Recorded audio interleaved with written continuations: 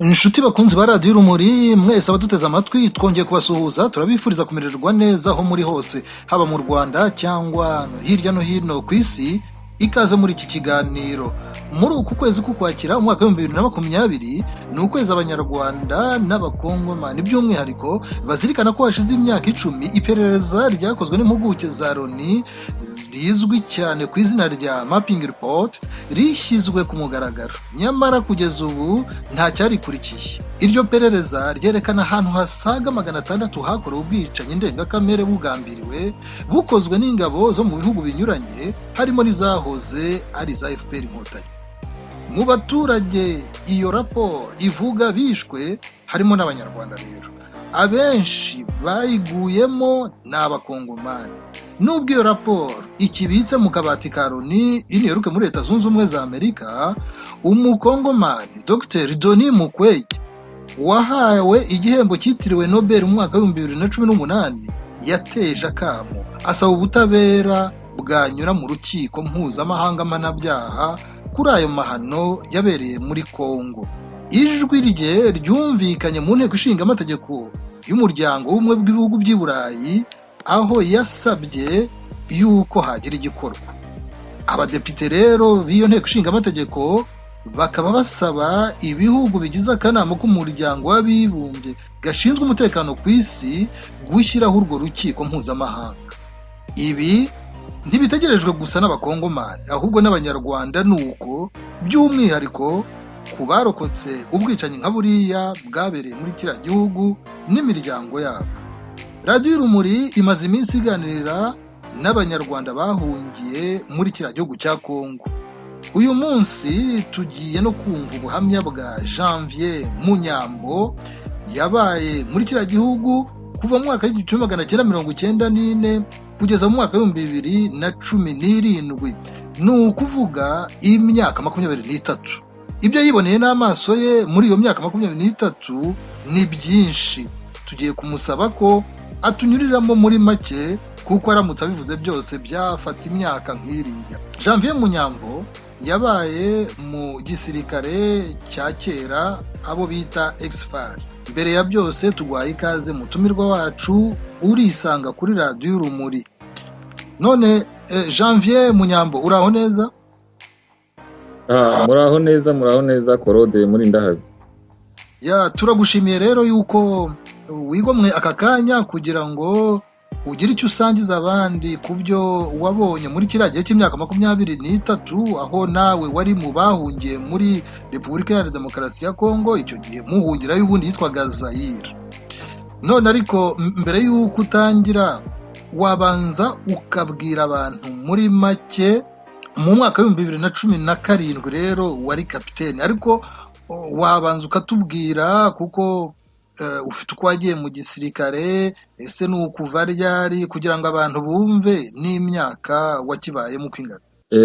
Urakoze bwana muri ndahabi kandi nanjye ndagushimiye kuko namwe mukora ubwitange bukomeye cyane kugira ngo mushobore gusangiza abanyarwanda n'abandi bantu bose bumva radiyo yanyu. Ndabashimiye bikomeye cyane. Ubundi rero nitwa Munyambo Janvier, nkaba ndi umunyarwanda nanjye w'impunzi wahunze bitewe n'akaga kose katumye abanyarwanda batatana. Ibyo ndumva ntabigusobanurira byose, ndumva ubizi. Nkaba rero mvuka mu cyahoze ari Gikongoro muri komine Kivu. Nahavuye njya mu gisirikare muri 1993.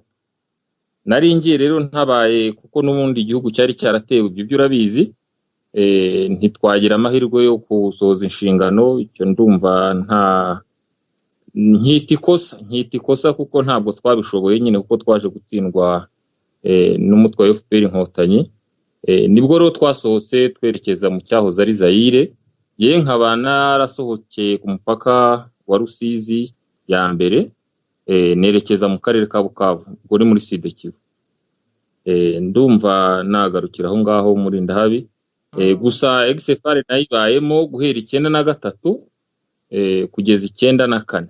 Nyuma yuko duhungage nabaye mu nkambi ya Kashusha hariya hafi y'Ikavumu ku kibuga cy'indege. niho hari inkambi zegeranye ari ebyiri, inkambi ya Kashusha n'inkambi ya Inera. Zari inkambi zisa n'izegeranye. Rero nabaye mu nkambi ya Kashusha. Wakomoje ku kintu cyitwa ukwezi k'Ukwakira, ni ukwezi nise ukwezi k'umuvumo ku mpunzi z'Abanyarwanda. Ukwakira 90 hari icyo gusobanura, kandi wagera no kukwakira n'ubundi 1996 nabyo hari icyo bigenda bisobanura. Ukwakira rero ni amezi yarimbukiyemo abantu. Ntabwo mwibanze cyane ku byabere mwakira gihugu, kubera ko FPR ntabwo yatangiye kwicira abantu hariya muri Kongo gusa. FPR yatangiye kwicira abantu icyambuka umupaka ikagitumba. Ngera ngo mvunaguye nkuko wabinsabye, uribuka abagore yakuragamo amada igasekura mu isekuru, abandi gakuramo amara ikazirika ku biti. Ibyo byose abantu barabizi, nta umuntu utabizi. Yambutse reza muri Kongo ntabwo ari ibintu by'intuza, abantu bari babyiteguye ariko bakabyitegura mu nzira itari uko nta n'ubundi bushobozi bari bafite bwo kugira icyo twabikoraho. Ariko Kagame yaravuze ati aba bantu ati bancitse bajya hano hakurya, ati iyo mbafata rwose nashobora kubamariramo gahunda zanjye zose nari mfite. Ubwo rero uko Ukwakira muri 96 niho imperuka zabaye, urebye niho intambara yari imaze kusa naho ishenye inkambi zose, zishenywe n'icyo bitaga AFDL. Ariko AFDL ni zirangabo zari zivuze ngo zigiye gukuraho Mobutu. Ariko wakurikirana ukuri ugasanga ni wa mugambi n'ubundi wo gutsembatsemba Abanyarwanda bari bahunze n'ubundi wari ukomeje. Ubuzima bwari mwaziriya nka kuri ko bwarukomeye cyane. Uretse kwihangana abantu bavukana, ntabwo byari ibintu byo kwihanganirwa. Ndaguha urugero, nta kintu cyitwa imfashanyo kigaragara ihabwa umuntu cyabagaho. Umuntu umwe bamugereraga kano twakitaga agakoroboyi, agakombe ka sauce tomate k'ibishyimbo bizagutunga icyumweru, bakaguha ako gakoroboyi ka gakombe ka sauce tomate kamavuta azagutunga icyumweru, bakaguha igisorori kimwe gitoya cy'ifu y'ibigori. Urumva ko ubwo buzima nubwo bwabaga abantu bihanganaga bagakomeza bagahambiranya umutsi kuko bari bazi ikibirukansa, ntabwo bwari ubuzima bworoshye bwo kuvuga ngo umuntu yabaho. Ariko habaga hariho ikintu, kuko urabona mu mibereho y'Abanyarwanda n'abantu bitonda. Babonaga HCR zicicikana, bakabona leta ya Zaire nayo iracicikana, bakavuga atari ibyo byose abantu bihangane, aba nabo n'abantu baratubona nkuko turi abantu, ejo wenda bizahinduka. Bagakomeza rero kwihanganira icyo kintu. Ariko nubwo byari bimeze gutyo, simbi kubwira ngo twarebaga HCR na leta ya Kongo, habaga hari ikindi kibazo gikomeye cyamaze abantu bitwa impunzi kirarimbura, cyitwa FPR. Kuko uzakurikirane neza dusubiye inyuma, nge nabaga i Bukavu, uzabaza amateka yo kuri Koleja Rufajiri, abantu bararimbutse bicwa n'inzara, bakabatega indazi bakazirya.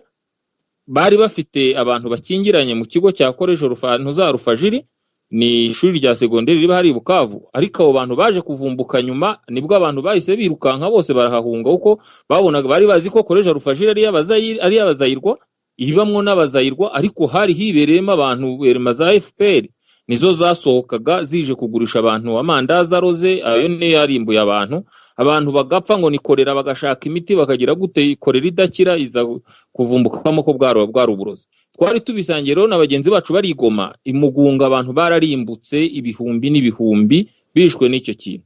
Umuntu rero yagushyize mu buzima akakwima ibiryo, utoragura icyo ubonye. Noneho twatoraguraga n'icyo tubonye, icyo dutoraguye cyari indazi, nicyo cyazanwaga. Kumbi dutezwe iki? Dutezwa mu marozi. Ntabwo wavuga ko abantu bose barwaye bagapfa, baba bari muri Kivu y'Amajyepfo cyangwa Kivu y'Amajyaruguru, ntabwo bose wavuga yuko ku barwaye ntabwo wabyitirira ibyo ngibyo abantu bakeka ko byari amarozi.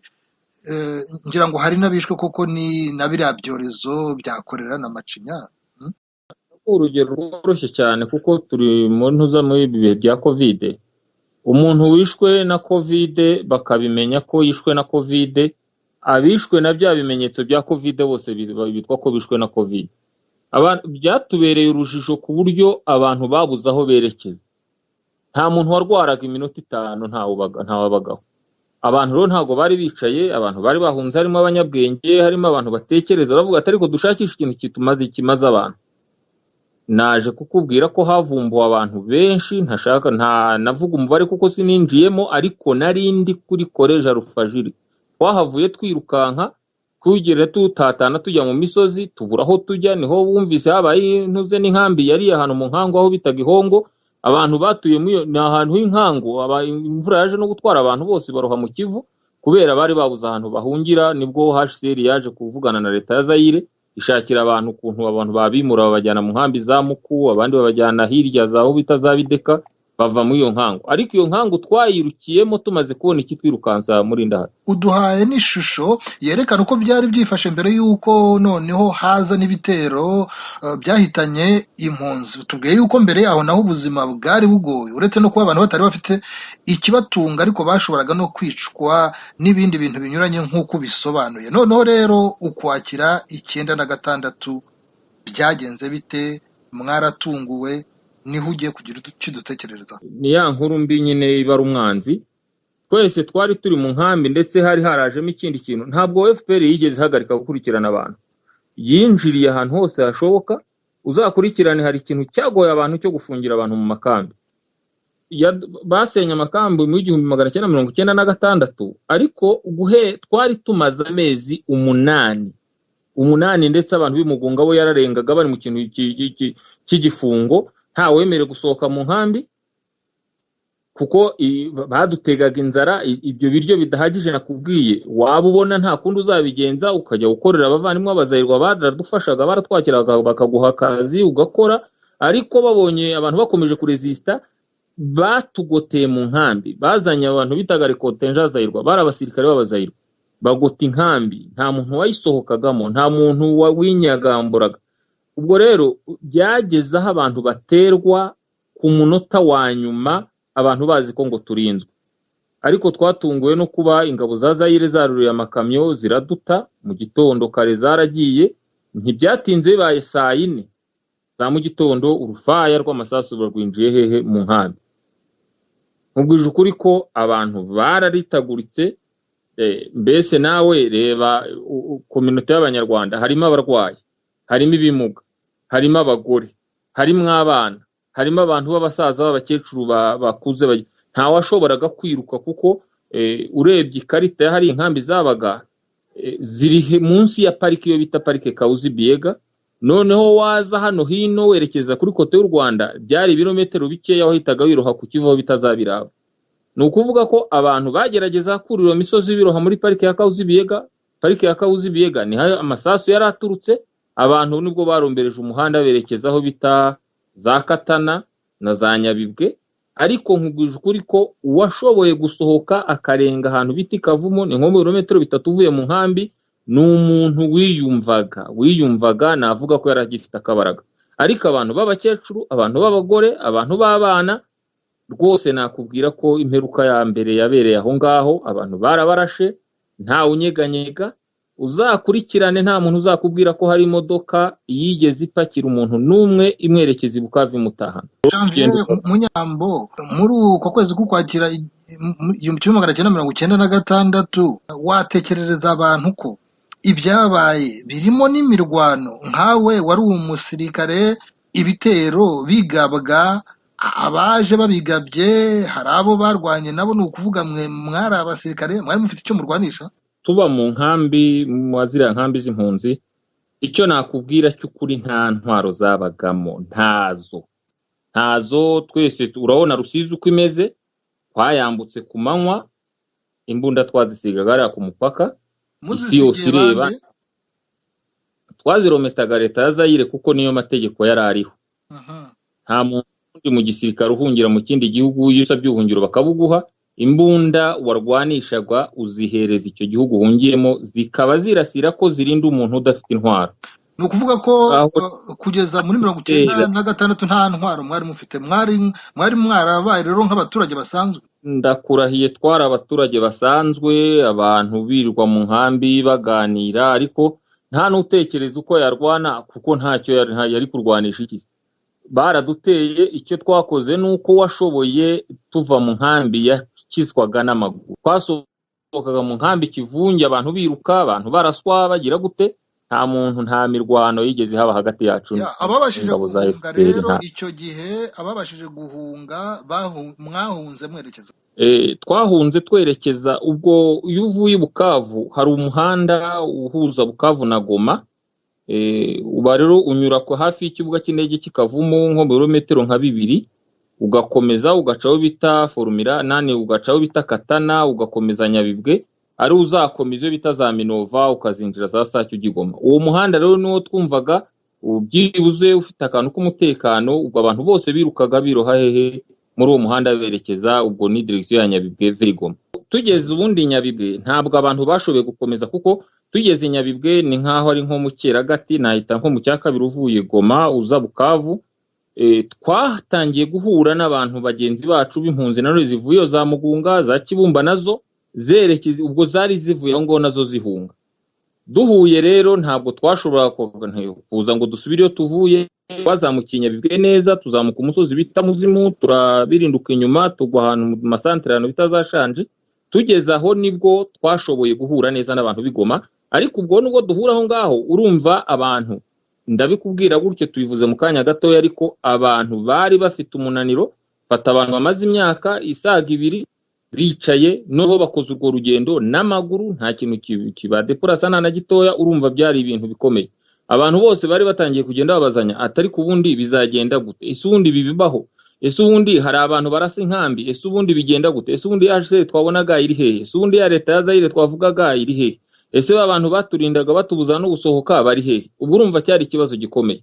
Ubwo rero twahise dufata inzira aho ngaho ntatinze gato, ko twahamaze iminsi 2. Ku munsi wa gatatu ibitero bya FPR byari bihageze, nibwo aho muri Shanji ho, kuko ni imisozi miremire, harashwa abantu bari bakiri ahantu mu santere Numbi. Icyo gihe bararashwe rwose, kuko FPR yinjiyemo ari nijoro irabagota. Abo Imana ibahiruko ridashira, kuko ibyabo byarangiriye aho ngaho. Ariko kubera amasasu ni hafi cyane, yavuze muri iryo joro abantu batangiye kurira imisozi bita za Bukumba. Noneho havugagamo n'ikibazo rero korode cyabaga gikomeye, nubwo abantu bagendaga nta muntu wabaguza ahantu bagiye.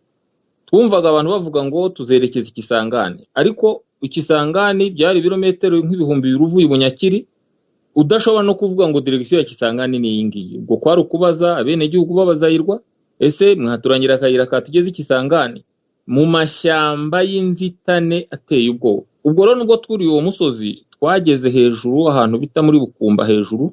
Ni igisozi kirekire, mvuze inkuzu ubutumburuke bwacyo, ni ibisozi bibara muri Kongo bisumba n'ibirunga.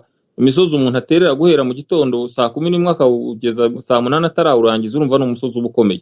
Twagezemo dusanga ahubwo ingabo za FPR zamaze kugeramo kera, zituyemo ni ishyamba rinini cyane ry'urugano. Aho ngaho umuntu wese uzakubwira ko yanyuze mwiriya nzira azakubwira ahantu bita mu Rugano.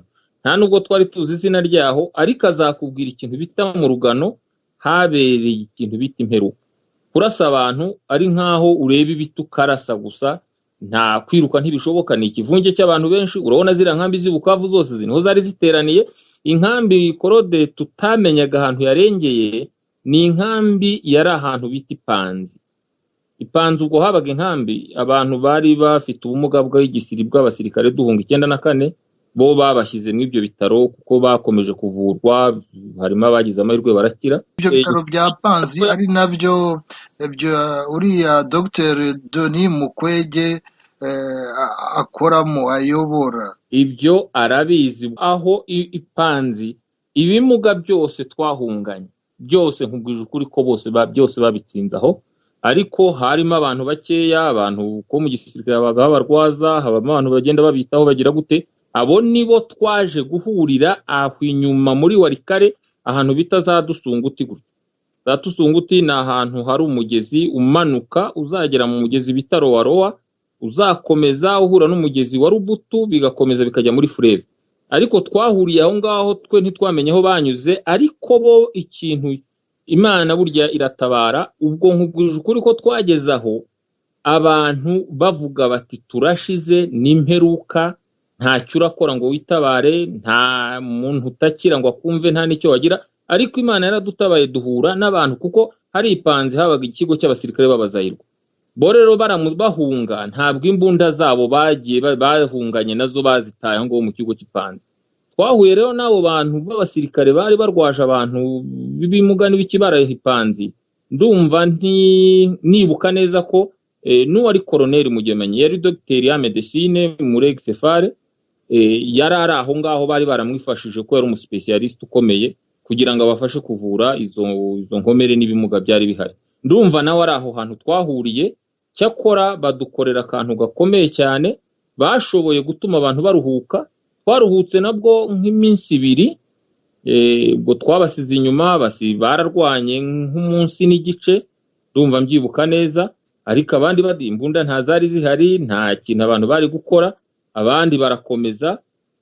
Badusanze ahantu ku gasantere bita Hombo ni muri zone Walikale. Ubwo twe twavuye muri zone Karehe twinjiye muri zone Walikale. Tugeze aho ngaho, kumbe umuhanda uvi Bukavu ujya Kisangani twakurikirana ngo tujyemo dukomeze inzira y'Ikisangani.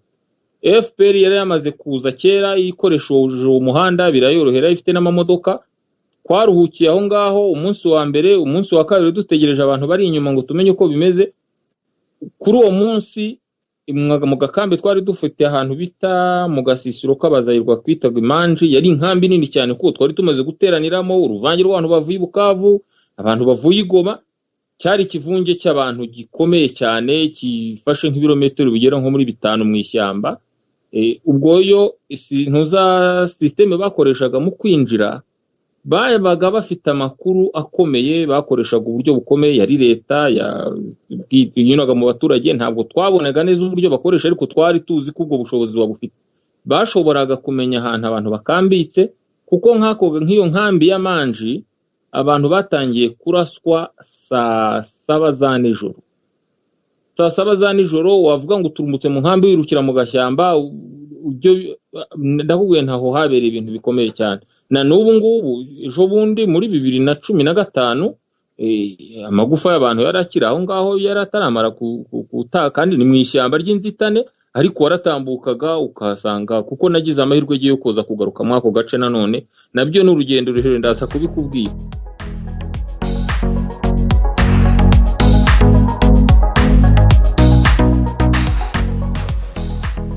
Ubwo murerekeza mu burengerazuba, kandi imyaka ya nyuma muri Kongo wagarutse mu burasirazuba bwayo.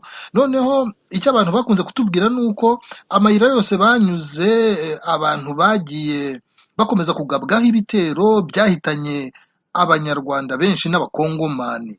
Gerageza wihute tubwire tuze kumva aho wowe wagarukiye mukazagaruka iburasirazuba. Ubwo aho ngaho nkubwiye twahise, nta muntu washoboye kwambuka icyo kiraro. Twagarutse rero inyuma dushakisha ukuntu twashaka inzira mu ishyamba, ariko ubwo twese twerekerezaga Ikisangani. Ariko jye nari mfite ikibazo, nari ndi kumwe n'umusaza wanjye n'umukecuru wanjye n'abandi bavandimwe bari bakiri batoya.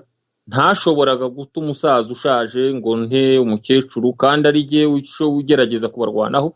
Ubwo rero jyewe nakomeje nerekeza kuri zone Walikale n'izindi mpunzi nyinshi, ariko urumva uko twagendaga si nabo bakecuru ntabwo, ariko abasore baje ushabukanaga bakwe bagendaga. Jyewe rero mu kugaruka nagarukiye aho bita mu birometero 2 na Walikale, ahantu bita Ikasoni rero niho urumva twari tumaze kuba noneho abantu babona ko ibintu biducikiyeho. Ariko ubwo tuza gufashwa n'umuntu Imana imuhiruko ridashira uko yarigendeye, ni Koroneri Mugemanyi. Niwe waje kuduteranya, aravuga ati dore hano aho twajyaga imbere hose FPR irahari, aho tuvuye inyuma FPR irahari, hano amashyamba yose rero dore ni imirambo yuzuyemo gusa. Aho Kasoni, aho bitazamore, abantu barashize, hapfuye abantu benshi.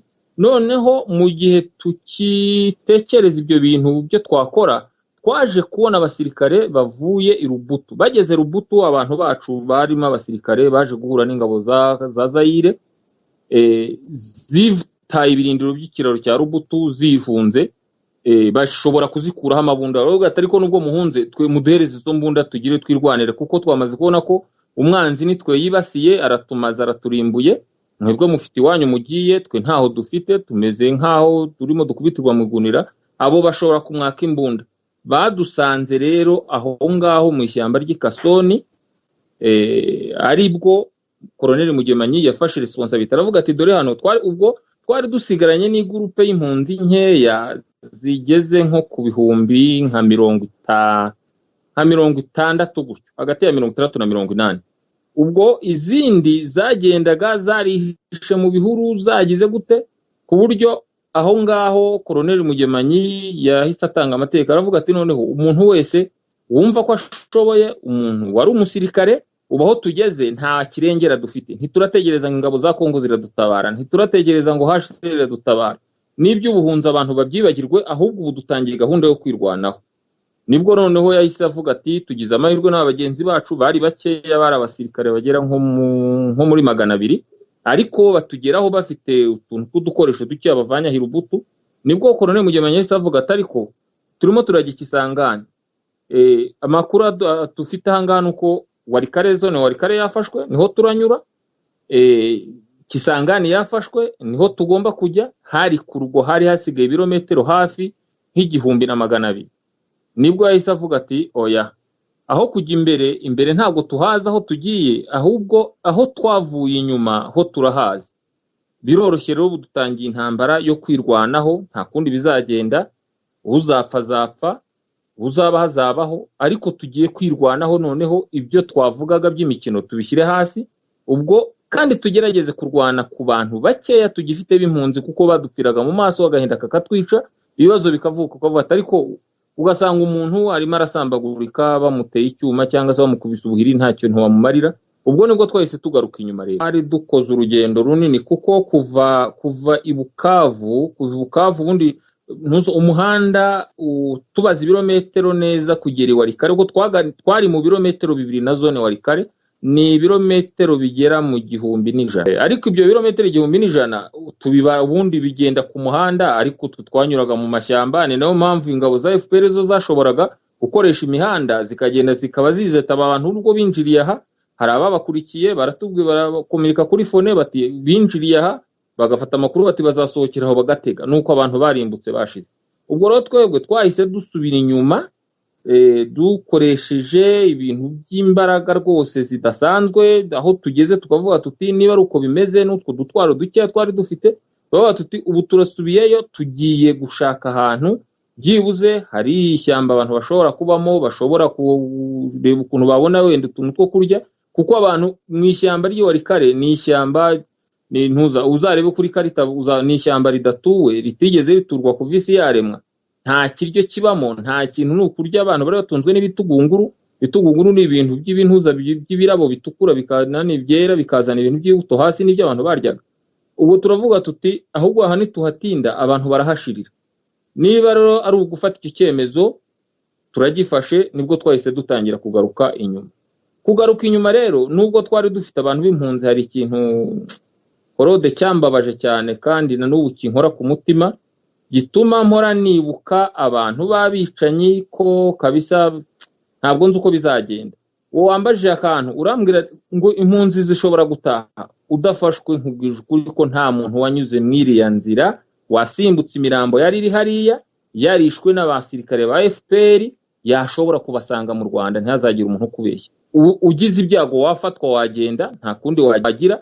Ariko abantu twashoboye kugeza hariya muri zone ya Masisi na Warikare, nta muntu wari isimbutse iyo mirambo. Twageze aho ku mugezi wa More, ni imigezi muri Kongo, ugere kuri karita turabona umugezi bitaro Warowa uriho ku ikarita ya Kongo. Ni umugezi abantu batahazi, ni umugezi ushobora gufata metero nka 200 z'ubugari. Kubera ibita abantu bagendaga bagerageza gutsindamo by'inganzamarumbo kugira ngo wenda abantu babone ukuntu bambuka iyo migezi, n'imirambo yaraje itinda iyo migezi. Tekereza imirambo igera hitinda umugezi ungana nk'uwo nguwo, noneho abantu bakabura aho bambuka. Ubwo twabaga dufite impunzi zahahamutse zifite ibibazo bikomeye cyane, avuga ati jewe ndi jyenyine, mama naramubuze, undi umugore naramuze, n'abana nsigaye jyenyine, undi avuga ati papa naki. Byari ibibazo bikomeye cyane, ku buryo kubanyuza mwaho hantu byadutezaga ibibazo. Ukavuga ati aba bantu, ukabona imirambo iri hamwe igera nko mu 2000, ukavuga ati abantu nimbanyuze ahangaha, tuvuga tugeze nk'ahantu bita Icamaka. Tugeze Camaka ni urusisiro ni village muri Kongo babyita insisiro, rufite nk'ibirometero nka 2, ariko nkubwije ukuri ko natwe turi abasirikare dukomeje umutima ntabwo twashoboye kunyura aho ngo tururangize.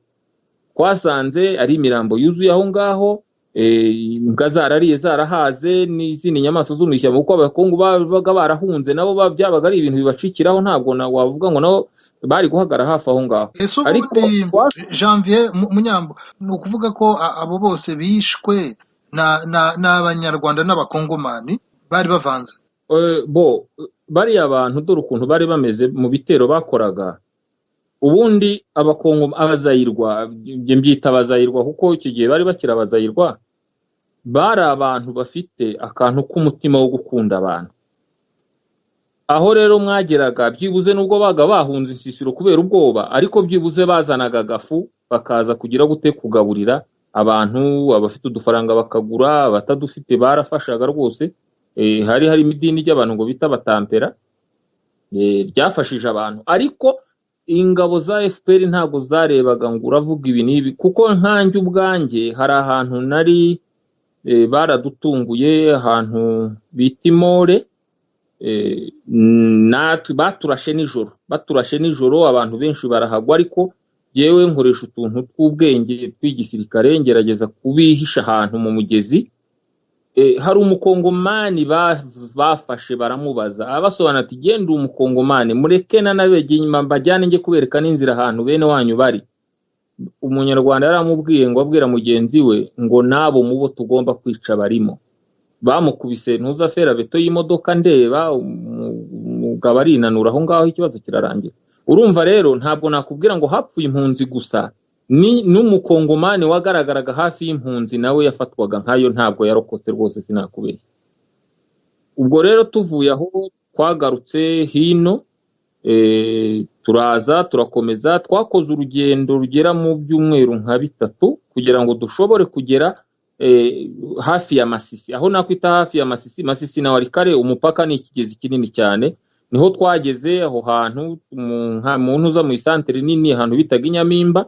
Aho ariko twari twarahanyuze nanone mu rugendo, ubwo twagarutse inyuma ndumva urimo kubikurikira neza. Ndagira ngo nkubwire Janvier Munyambo yuko ubwo icyo ngicyo rwose ari igice cya mbere cy'ikiganiro tugirana, abadukurikiye tukaba twabatumira mu gice cya kabiri, ari naho nyine udutekerereza ibijyanye n'uko mwaje kwifata mugeze mu burasirazuba bwa Kongo.